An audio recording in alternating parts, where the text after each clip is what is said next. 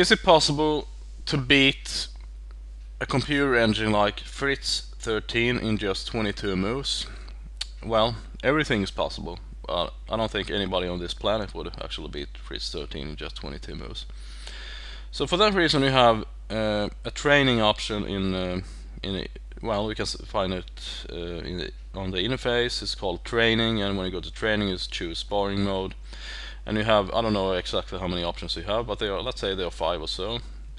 And there's something called, I think, easy or very easy, I don't know. But if you're very new to chess, you would obviously take the easiest option, and if you're an experienced player, a very good player, you will choose really hard.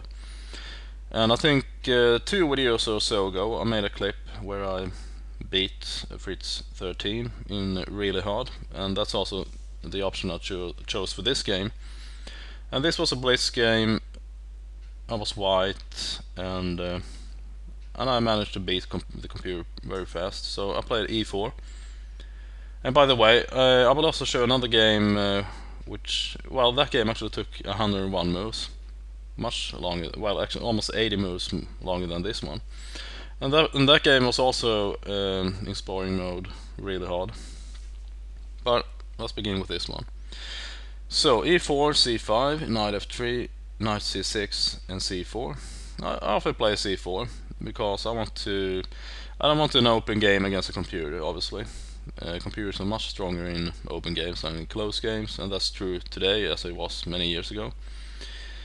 So e6, knight c3, knight f6, bishop e2. In other videos I've shown where I played g3 followed by bishop g2, but I've started playing bishop e2 now because I've noticed that after g3 black will sometimes, but it's not actually a problem because, but anyway, so the computer sometimes plays h5, h4, etc. only to open things up on my king side. But on the other hand, I've noticed that if often, well, when I play g3, bishop g2, I will often play h3. And let's just imagine that I would have my bishop on g2 and my pawn on h3, and black would start pushing h5, h4. Then I would actually just play g4.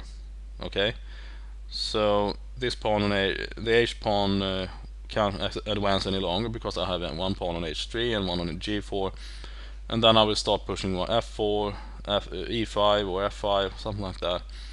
And this bishop on g3, g2 is pretty good to have there because, I mean, there's no hole in front of my king. But anyway, so I played bishop e2 this time, and I started playing that. And here comes d5. And one good thing about bishop e2 is that after d3, and if black would ever take, d takes c, and d takes c, and the queen trade would take place. Now, if my bishop would be on g2, I'd have to take back either with my king or my knight. And then there's also the threat knight to b4, forking my rook and my king. But after bishop e2, I will probably take back with my bishop, and there is no knight b4 threat anymore. And also it gives me another option to recapture. So bishop e2 is a good move, I think. So d4, no problem. I'll simply go back. Bishop d6, castles as well. Knight to e1, and now I want to start pushing my pawns in front of my king. Knight after knight e1, bishop d7, and f4, e5, and here f5. And this game, well, as opposed to my other videos where I did something similar, I don't actually care too much about developing any pieces on my queen side. Everything happens on the king side. So bishop, queen b6, and now g4, h6, h4, bishop e7, and now g5, takes, knight to e8, and already we can see that white is much better.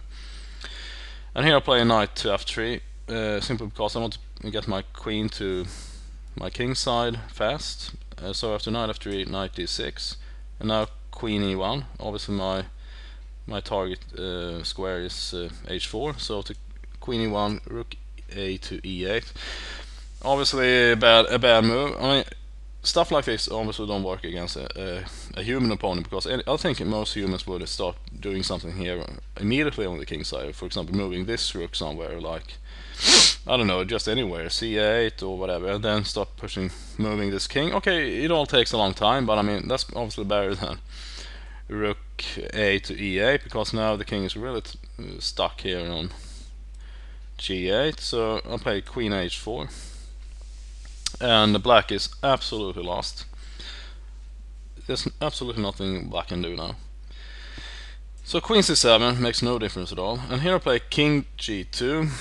I think a better move, at least according to Fritz, was f6, but I mean, it doesn't make much difference. Okay, let's start with f6. If f6, then I would simply well, black would probably take, and when I take back, then this bishop has to take also, or simply go back.